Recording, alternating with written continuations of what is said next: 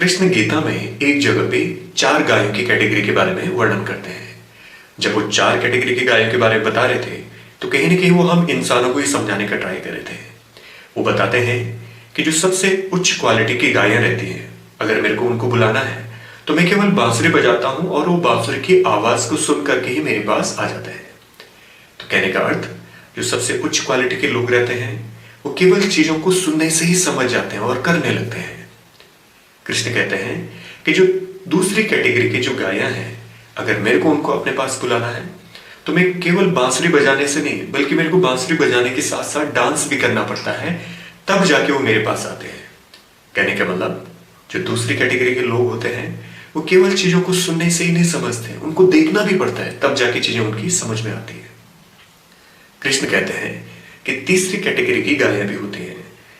वो कैटेगरी की गायें मेरी बांसुरी बजाने से भी नहीं आती है, डांस करने से भी नहीं आती है, तो फिर मैं क्या करता हूं, मैं छड़ी हाथ में उठाता हूं और छड़ी से उनको लाता हूं।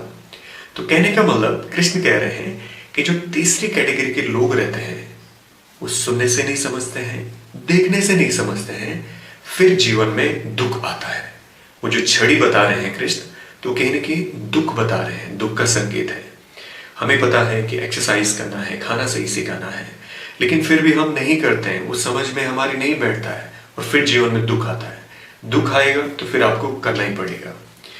कृष्ण जो है चौथी कैटेगरी के गायों के बारे में भी बताते हैं। कृष्ण कहते हैं कि जो चौथी कैटेगरी की गायें होती है वो मेरे बांसुरी बजाने से भी नहीं आती है, मेरे डांस करने से भी नहीं आती है। इवन मैं डंडी ले जाता हूं उनको लाने के लिए, उनको मारने के लिए, तो वो और दूर भाग जाती है। तो कहने का मतलब, जो चौथी कैटेगरी के लोग हैं वो सुनने से भी नहीं समझते हैं, देखने से भी नहीं समझते हैं, जीवन में दुख आए उससे भी नहीं समझने के लिए रेडी होते हैं, चीजों को उल्टा सीधा फिर से करते ही रहते हैं। तो कृष्ण कहते हैं कि फिर मैं उनको छोड़ देता हूं।